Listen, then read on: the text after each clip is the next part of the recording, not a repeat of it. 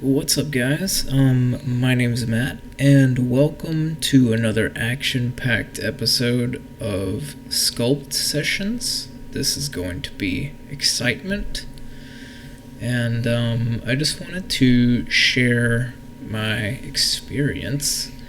This is I've been sculpting for, I think this is probably my 5th time here, but it's my first time using a reference image to try to kind of achieve a certain effect or a certain shape character. In this case, Kronk from Emperor's New Groove. I chose Kronk because he's a human, which ideally I'd like to be able to have the skills enough to sculpt, human faces and that kind of thing. But I also not that good, so I figured a cartoon human would give me enough creative latitude to make enough mistakes and it still be kind of okay, because it's a cartoon. So anyway, this is me just trying to find the basic shape, more or less. When I looked at Kronk, I tried to define him as simple, primitive shapes, and I think his character is pretty much like a giant chin, and that's essentially his shape. And it's kind of like a triangle when he turns to the side, but then when he looks straight at you, it wants to be square just because of the front of his chin is more square. Anyway, I would do a lot of just thinking about how triangle characters are typically evil characters or bad guys or pointy or dangerous, and then square characters are more sturdy and strong and dependable and that kind of thing.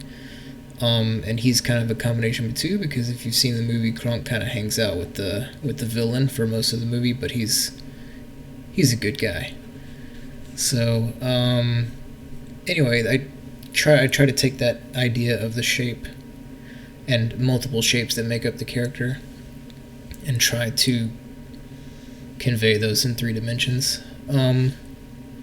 So this is kind of a long process. I think it's the longest time I've spent on a sculpt so far. I'm sure that's going to go up and up and up, but I think one of the biggest things that I've struggled with is when I was first very brand new to sculpting, I just wanted to sculpt something, and in 30 minutes or an hour I wanted to call it done, because I would just get sick of the shape, and I would just get tired of the character and tired of pushing the clay around, and I'm just like, you know what, I'm just going to be done. I think that's just going to be it.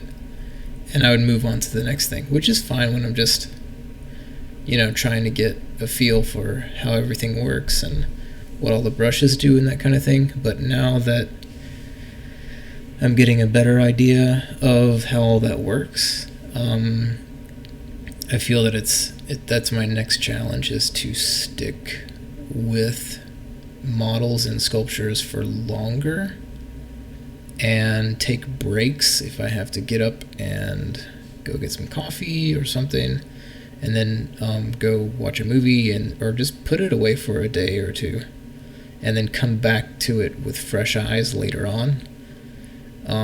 That really helps, because you can kind of see what you haven't seen in a while, and when you look at it with fresh eyes, it really does help as far as trying to pick out the tiny stuff. Anyway, I think I'm going to go ahead and start wrapping this video up. I'm going to try to break this up into different videos, because this whole series is going to be basically, I have screen recorded my whole process, which is about 3.5 hours on this model, about 3 hours 20 minutes, and it's sped up time 1000%. So I think this will be the end of part 1, but just trying to get the basic shape. And having spent 3 hours on this model already. I can tell you that I'm going in with too much detail, or a too highly detailed brush right there on the neck too early, and I think I'm still trying to feel it out, but I'll get there. So anyway, I'll see you guys next time.